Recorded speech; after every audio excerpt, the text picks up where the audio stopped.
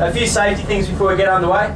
Life jackets upstairs, you can access them via the rear deck opening, the middle one, and also this front one as well, in emergency. Same life jackets on the big boat, so don't worry too much about that. Aircon, everything like that, all the mod cons, firefighting equipment. That's about it. I'm going to sit down and point you through what we have today. So if you have any questions or see anything really cool, shout out. Don't keep it to yourself. Don't be greedy. Shout out and tell us which side it's on. So thank you very much. So already got some awesome viewing out here on our left. Now Jean's upstairs, she's driving around. She doesn't have any navigational equipment or anything like that. No depth sounding or sonar or anything like that. Just using her local knowledge, doing an awesome job getting us really nice and close to the reef.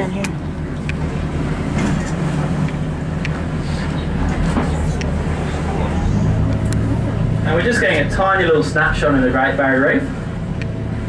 Agincourt Reef is a great insight into the 355,000 square kilometres that Great Barrier Reef covers. So an absolutely massive area, stretching about half the size of Texas or Victoria and Tasmania combined. It's absolutely massive down the east side of Australia. Amazing to think all this coral stretches that way. We've got beautiful corals here, beautiful plate coral there on our left. We categorise these 400 or so different species into 3 main categories. So, got those plate corals, like giant dinner plates. Got these boulder corals. These ones are the oldest and slowest growing, about a centimetre a year, same as your fingernails. These can live up to 600 years old, those boulder corals. So absolutely massive animal, really old animal. And also the third category of these beautiful branching corals you can see, staghorn and the like. Look like antlers coming out from the bottom. There's some beautiful blue ones there on the left. These are the fastest growing, so 15 to 20 centimetres.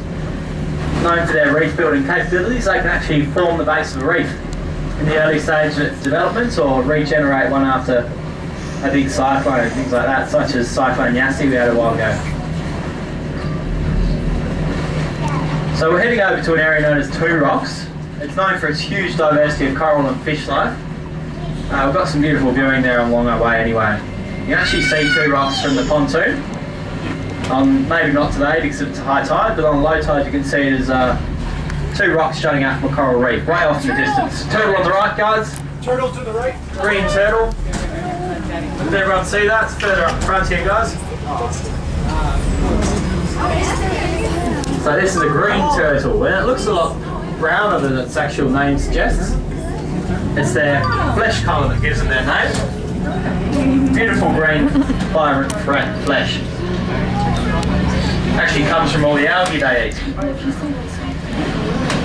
You can notice a fair bit of jellyfish in the water at the moment.